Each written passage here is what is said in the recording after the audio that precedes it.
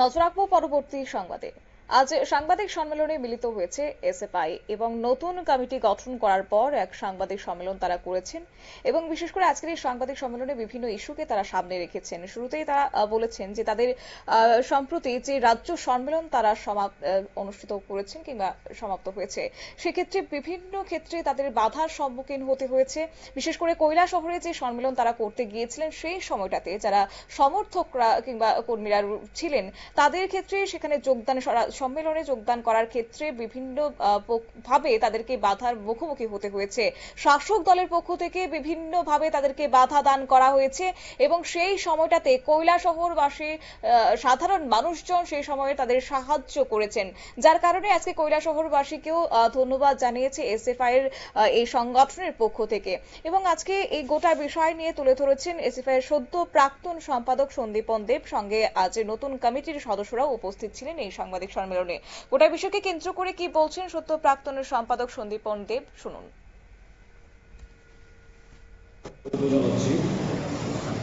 আমাদের আজকের এই সাংবাদিক সম্মেলনে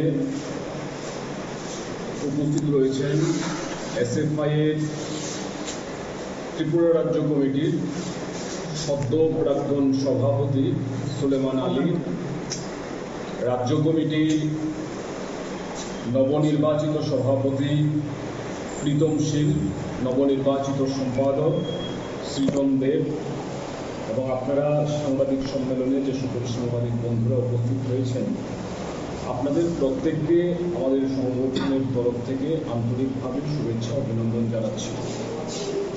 গত 30-31 মে কৈলাসহরে আমাদের সংগঠনের 21তম রাজ্য সম্মেলন সম্পর্কে আপনাদেরকে অবগত করার জন্য এই সাংবাদিক সম্মেলন আহ্বান করা হয়েছে। আমরা প্রতিকূল পরিস্থিতির মধ্যে আমাদের এই রাজ্য সম্মেলন কৈলাসহরে সংগঠিত করেছি। মূলত আমাদের পরিকল্পনা ছিল কৈলাসহরের আরকেআই আমাদের এই সম্মেলন আমরা অনুষ্ঠিত করব। তার জন্য শিক্ষা দপ্তরের কাছে আমরা অনুমতি চেয়েছিলাম, যেহেতু গ্রীষ্মের ছুটি চলছে, ওই স্কুলে আমাদের সম্মেলন করার জন্য কোনো ধরনের অসুবিধা হবার কথা ছিল না। কিন্তু আমরা লক্ষ্য করেছি শাসক দল পেছনের দরজা দিয়ে পরবর্তীতে আমাদের সম্মেলনের তারিখগুলিতেই স্কুল বুক করিয়ে নেয় এবং সেই অনুযায়ী আমাদেরকে জানানো হয় যে এখানে শাসক দলের কর্মসূচি হবে, কাজে আমরা সেই স্কুলে সম্মেলন করতে পারবো না।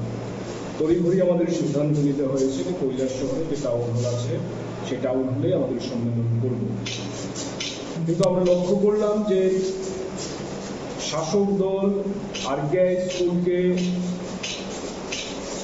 বুকিং করালেও এই যে আমাদের সম্মেলনের 2 দিন, এই 2 দিন আসলে আরকেআই স্কুলে কোনো ধরনের কর্মসূচি শাসক দলের তরফে ছিল না। বাস্তবে এসএফআই এর সম্মেলনকে বাধা দেওয়ার জন্য নিজেদের প্রশাসনকে ব্যবহার করে এই কাজ এরা করেছে। তারপরেও কৈলাসহরের সাধারণ মানুষ যেভাবে এসএফআই এর 21তম রাজ্য সম্মেলনকে সফল করার জন্য এগিয়ে এসছে তা অভূতপূর্ব। গোটা মহকুমার মানুষ আর্থিকভাবে বিভিন্ন সামগ্রী দিয়ে এই সম্মেলন সফল করার জন্য সাহায্য সহযোগিতা করেছেন। তার জন্য আমাদের সংগঠনের তরফ থেকে কৈলাসহরের সমস্ত মানুষকে এবং আমাদের এই সম্মেলনকে সফল করার জন্য যে প্রস্তুতি কমিটি গঠিত হয়েছিল সেই প্রস্তুতি কমিটিকে আমরা ধন্যবাদ জানাচ্ছি, কৃতজ্ঞতা জানাচ্ছি, আমাদের সংগঠনের তরফ থেকে শুভেচ্ছা জানাচ্ছি। আমাদের এই সম্মেলনের মধ্য দিয়ে আমরা মূলত আলোচনা করেছি দেশের সংবিধান, গণতন্ত্র, ধর্মনিরপেক্ষতা রক্ষার লড়াই জোরদার করো, শিক্ষা ও কাজের দাবিতে সংগ্রাম আরো তীব্র করো, রাজ্যের প্রতিটি শিক্ষা প্রতিষ্ঠানে মতাদর্শগতভাবে সমৃদ্ধ সংগঠন গড়ে তোলো এবং শিক্ষাক্ষেত্রে অর্জিত অধিকার রক্ষার যে লড়াই, সে লড়াইকে আরো বেগবান করো। এই আহ্বান জানিয়ে আমাদের সম্মেলন অনুষ্ঠিত হয়েছে। সম্মেলনে আমাদের রাজ্যে প্রাক্তন মুখ্যমন্ত্রী, আমাদের সংগঠনের প্রতিষ্ঠাতা রাজ্য সম্পাদক মানিক সরকার, রাজ্যের বিরোধী দলনেতা শ্রদ্ধেয় জিতেন্দ্র চৌধুরী, আমাদের সংগঠনের সর্বভারতীয় সাধারণ সম্পাদক ময়ূর বিশ্বাস এবং সম্মেলন প্রস্তুতি কমিটির চেয়ারম্যান, রাজ্যের ছাত্র আন্দোলনের প্রাক্তন নেতা তপন চক্রবর্তী, ওনারা বক্তব্য রেখেছেন। আমাদের রাজ্য কমিটির তরফ থেকে প্রতিবেদন উত্থাপিত হয়েছিল। সেই প্রতিবেদনের উপর সারা রাজ্যে বিভিন্ন মহকুমা থেকে আগত ছাত্র।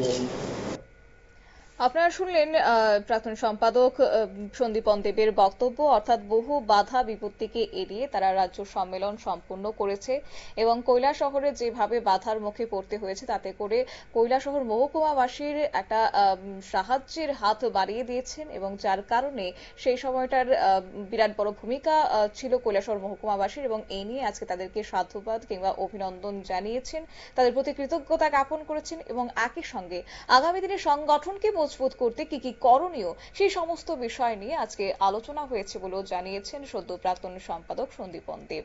নিয়ে নিচ্ছি ছোট্ট একটি বিজ্ঞাপন বিরতির সঙ্গে থাকুন।